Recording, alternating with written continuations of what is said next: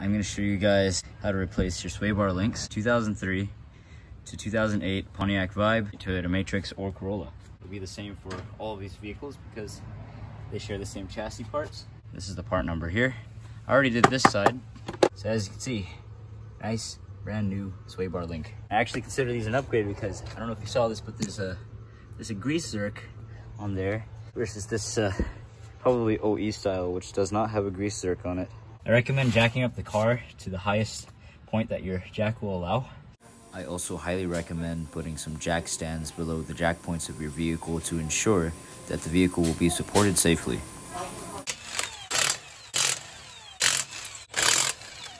Alright, now that I have the lug nuts off, I'm just going to take the wheel off from the hub. And then I put it under the car. This is something that Chris Fix does. Great safety tip. Just like that. And then we have the 5 lug nuts right here. I just put them in the wheel so I don't lose them later. Alright, so I'm about to remove the fastener for the upper portion of the sway bar link. It is a 17mm fastener. As you can see, I have a vice grip behind it. There is a metal piece of the sway bar that is behind this tab on the shock. Make sure you get it as tight as you can on there, because otherwise if you try to unscrew this fastener, it's just going to keep spinning. If I actually remove this real quick and show you what I clipped on, you see this metal piece right here on the threaded post just behind it. That's where that vice grip was. So down here is the more difficult part. I'm going to have to go under the car to do this one. As you can see, I have the vice grip in the same place that I had it on the top. So I'm going to get behind there. Instead of using my impact gun, I'm going to use a 17mm combination wrench. Like most fasteners on the vehicle, it's going to loosen lefty-loosey. So that means I'm going to be pulling it. Make sure that this vice grip is grabbing the metal part of that sway bar link post back there. I'm going to pull down on this wrench at the same time, break the fastener loose. If you have a combination wrench that has a ratcheting function on it, I highly recommend it here. Otherwise, you're going to be spending a while getting this fastener out with your wrench or your fingers. Alright, so I'm about to back out the rest of the fastener. Here we go. Okay, so I have the new Master Pro part here. The grease zerks come separately in the bag, so be really careful when you open it so they don't fly everywhere. I'm just going to get a little dab of it right here on my finger. I'm going to grease the threads like this. So that way the grease zerk doesn't rust. This is especially important if you live in the Rust Belt, because I'm going to screw this zerk on with an 8mm socket. I'm going to loosely just fasten it on there because we need it open to pump grease inside of this. The reason why I'm doing this now is because the zerks happen to be in a really tight spot to put the grease gun nozzle on there. So I'm going to just do that now. You just need to pump like 3 times. That's it. I wipe my butt with my finger. After you get the grease in there, you just need to nip these up. I'm going to put some of the excess on these threads right here. Some will put Loctite. In my case, I don't want to.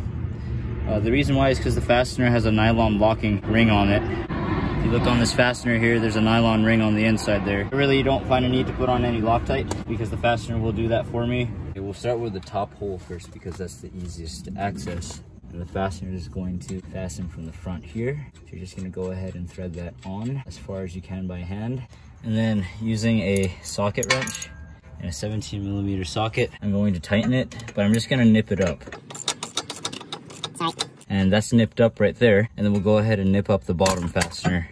Again, a ratcheting combination wrench would be very helpful right here. Fortunately, I do not have one, but I'm going to, again, just screw this on as much as I can by hand. I forgot to put on the vice grip here. Again, be careful not to clip the rubber too hard.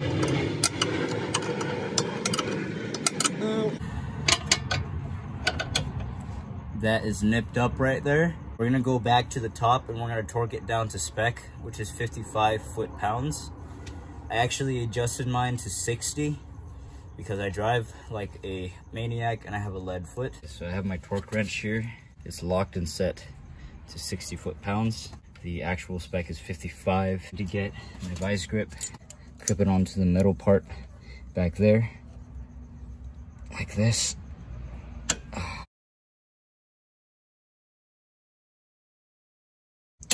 And we're at 60. At the bottom, you saw that I had to use a regular wrench down there. You can kind of predict how tight you're gonna need this. it's gonna feel pretty tight on that wrench because the wrench is about half the length of that torque bar. So just compensate your strength. And also, just in case the tool slips off, there's a technique that one of my fellow tech friends taught me, that you open palm the wrench. So just in case this thing slips off, keep your palm open so that when the tool slips off, your hand is open and it won't shed off your skin off your knuckles. I think this is where bench pressing should help me. This is something I don't do. Okay, there you go. That's about as tight as I can get it with my hands and my chopstick arms. So because I kind of spewed grease everywhere, I'm just gonna clean it up with some brake cleaner. My fellow tech teachers taught me when you work on a car, leave the space as if you've never worked on it. What he means by that is clean it up decently. Another thing, because we were working with grease, you want to make sure you do not get it on your brake rotor here. Otherwise, it may contaminate your brake pads and reduce your stopping power, and that would be very dangerous for you. I actually like to lift my tires up in my legs, because that's the only thing I ever work out. Put it onto the studs here, make sure the wheel is fairly aligned. Put the lugs in one at a time, and then you're going to tighten in a star fashion. Unlike what I did earlier, I loosened them in like a totally random fashion. We're not going to torque these down all the way, we're just going to nip them up. And we're going to torque them down 80 foot-pounds about, which is about 100 Newton meters. Before we do that, we're going to lower the car down and then torque them with the weight of the car on the wheel. Okay, so I'm going to go ahead and lift the car up just a tiny bit. Gotta actually slide it forward, put it down like that. Done. Lower the car slowly.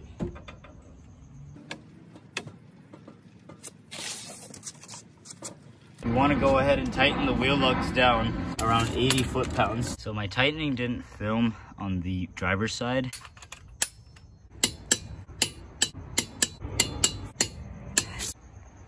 All right, so I just replaced my sway bar links on my car. They are brand new Master Pros. I need to get an alignment on my car soon. The sidewall or the side tread right here of my tires are getting shredded, and my steering wheel continues to veer right at any given moment when I drive. Not that the car is behaving to veer right, but the steering wheel has to be aimed slightly right for it to bear straight. But other than that, I just didn't want a tech to haggle me to replace it before getting an alignment, because, well, I guess that is a component that would be needed to be replaced to get a proper alignment, because the old ones had ripped boots and no grease, and yeah, so I decided, you know, I'll get the alignment with new stuff. It is Monday, May 10. I'm at the dentist. I'm about to get surgery. They're gonna put the metal screw into my implant in my gums, but in order to do that, they have to open it, so they're gonna open my gums. I'll report back on how I feel later. They numb me up, and they're about to pretty much open my mouth up, so let's go.